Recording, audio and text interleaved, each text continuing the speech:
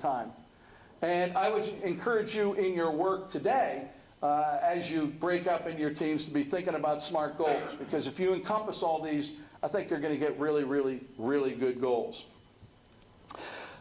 Some concluding thoughts, I guess, this is maybe a little bit more than leadership, but it's just kind of about careers and things of that sort.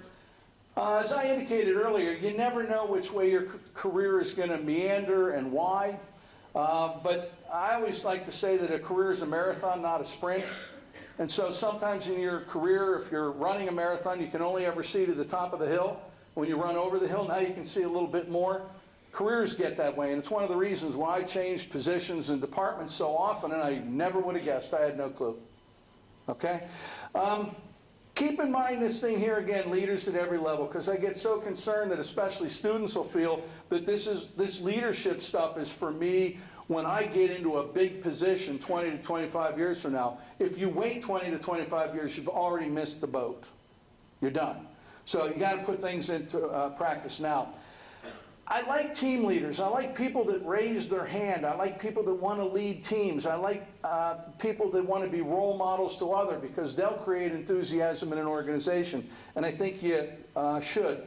I always like people that sit in the front row. I got nobody in the front row, because that shows eagerness. And you can't believe how important it is to show those images within corporations. Me, myself, I used to propose things, like fix-it things. I used to complain to the president, I think this is broken. This system we have, for example, it's broken.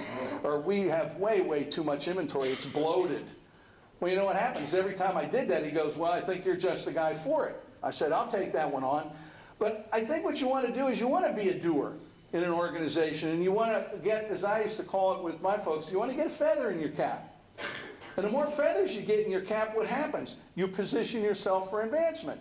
Hey, we got a job opening up over there in marketing. Can you think of any good candidates? You look around the room and you got 9 feathers up there. Now that happened to me, and I specifically wanted to have a whole bunch of feathers in my cap. So I would urge you to be thinking about the same type of thing. Wherever you are in the organization, I would hire the very best that you can. There's this old thing that if you hire people that are smarter than you, or you think they're smarter than you, they're going to push you. They'll be nipping at you. I found I hire the best people I can, and what they made me do is look a whole lot better. And that was my philosophy. So if you look at it optimistically, I think that you'll all succeed a lot more. I surrounded myself with people that I respected, and I know they were smarter than me. Okay? Continually learn. That's really important. I don't care if it's reading books or watching things, but like build your own capacity, as a leader, and for that matter, even as a manager. Think about things that you're not very good at. Read some books on project management, whatever it is, but just continually learn. You'll find out that all that stuff will ultimately come together someday. And then I think what I'd like to leave you with is this. It's a statement that I heard about 25 or 30 years ago, and it's this, and you have to think about it. It says, people generally don't care about how much you know until they know how much you care.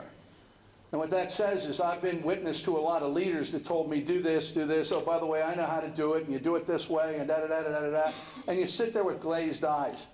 But if you are talking to somebody and they can see the passion that you have in the task at hand and how you can help them to accomplish it, it's so much better. It's a different attitude. So remember, people don't care how much you know.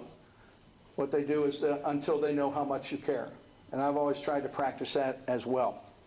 So with that, I want to thank you. I want to offer you all good luck in your careers at Lehigh, and some of you seniors who are finishing here, I want to offer then you all luck as you go on to grad school or you go on to the business world or entrepreneurial jobs yourself. How do we get the 3 E's and the 18 behaviors posted? We can get it up in your site, right? Yes? Yeah, we can. Yeah, and frankly, what I would do is I'd access it, I'd put it on your flash drive, and I'd start to think about it. How can I put some of that to use? So I told you that I wanted to leave, or I wanted to have for you some leave behinds. That's my leave behind. My leave behind is the 1-pager, it's the 3's, and it's the 18 behaviors. It won't let you down. So thanks again.